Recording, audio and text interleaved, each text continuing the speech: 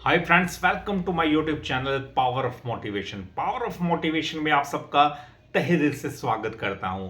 तो दोस्तों, आज के इस वीडियो के अंदर हम बात करेंगे एक ऐसी कंपनी के बारे में जो टेलीकॉम सेक्टर से बिलोंग करती है और जो लगातार उभरने की पूरी कोशिश कर रही है। यानी हैवी डेप्थ है कंपनी के ऊपर, कर्ज वाली कंपनी है, पर कंपनी सरकार के साथ पूरा सहयोग चाहती है कि उनका जो कर्जा है धीरे धीरे किसी भी तरह से कम किया जाए। अब कंपनी टेलीकॉम सेक्टर से बिलोंग करती है और थर्ड लार्जेस्ट टेलीकॉम सेक्टर की ये कंपनी है। कंपनी का नाम वोडाफोन है दोस्तों। जी हाँ, वोडाफोन आइडिया कंपनी का नाम है। ये कंपनी वोडा आइडिया के मर्जर के बाद बनी थी दोस्तों। तो कंपनी अच्छी खासी थी, मार्केट शेयर बहुत तगड़ा हो गया था कंपनी का मर्जर के बाद, पर धीरे धीरे कंपनी के जो कस्टमर्स थे वो जियो एयरटेल की तरफ अग्रसर हो गए। यानी कंपनी की क्लाइंट लिस्ट कम होती गई। इसी वजह से इनका जो रिजल्ट है वो भी काफ़ी लॉस में गया था, क्योंकि कंपनी के जो क्लाइंट हैं वो टूटते गए दोस्तों। यानी जो इनके जो कस्टमर्स हैं वो लिस्ट घटती गई, क्योंकि कंपनी सिर्फ अभी 4G के ऊपर लॉन्च कर चुकी है, 4G को पूरी तरह। अब कंपनी 5G को धीरे धीरे टेस्टिंग के तौर पे भारत के कई शहरों के अंदर लॉन्च करती हुई नजर आ रही है। जबकि जियो एयरटेल की बात करूं तो वो 5G कब का लॉन्च कर चुके हैं और 6G पे काम कर रहे हैं। अब कस्टमर्स तो वहीं जाएंगे जहां उन्हें लेटेस्ट सर्विस मिलेगी, और लेटेस्ट सर्विस जो है एयरटेल जियो 5G के बाद दे रहा है दोस्तों। अब वोडाफोन आइडिया की क्लाइंट लिस्ट कम होने की यही वजह है कि कंपनी अभी 5G को लॉन्च नहीं कर पाई है। अब धीरे धीरे कंपनी कोशिश कर रही है जल्द से जल्द 5G को लॉन्च करे, ताकि उनके जो टूटे हुए कस्टमर्स हैं वो दोबारा से लौट आएं और कंपनी फिर से उठ खड़ी हो। अब कंपनी के ऊपर हैवी डेप्थ है दोस्तों।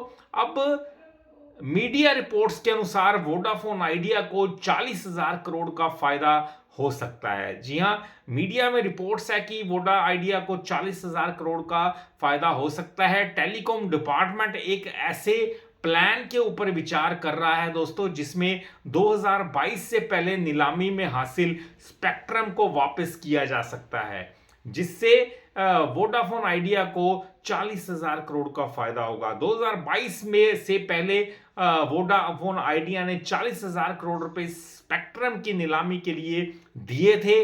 अब अगर ये जो प्लान चल रहा है दोस्तों, जिसके ऊपर बात चल रही है कि 2022 से पहले नीलामी में हासिल स्पेक्ट्रम को वापस किया जा सकता है, तो इससे वोडाफोन आइडिया को 40,000 करोड़ रुपए का फायदा होगा। यानी उन्हें ये पैसा वापस मिल जाएगा।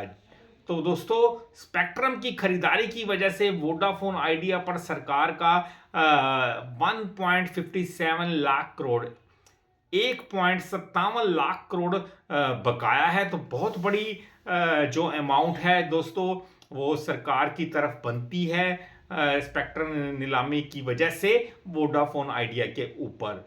तो दोस्तों, 2026 के अंत तक वोडाफोन आइडिया को 28,400 करोड़ चुकाने हैं और 2031 तक 43,000 करोड़ रुपए चुकाने होंगे। तो वोडाफोन आइडिया के ऊपर काफी डेप्थ है दोस्तों। सरकार के काफी पैसे कंपनी को चुकाने हैं।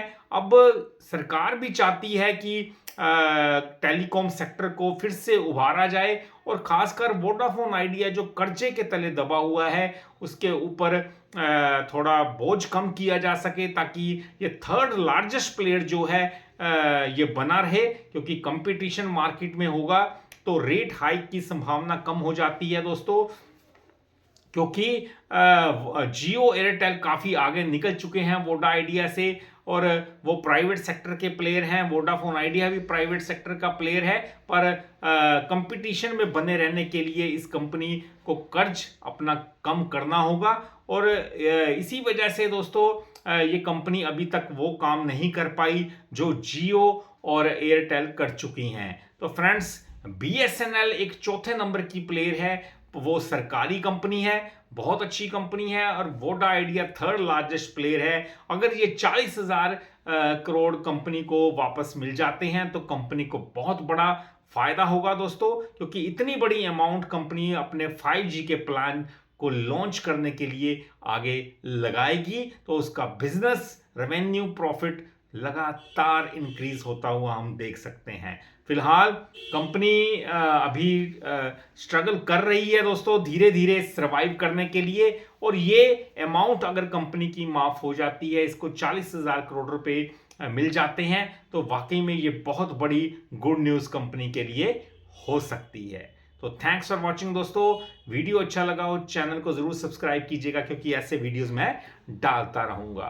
पूरा एजुकेशन पर्पस के लिए मेरे वीडियोस होते हैं, कोई भी पर्सनली बाय सेल की रिकमेंडेशन नहीं होती।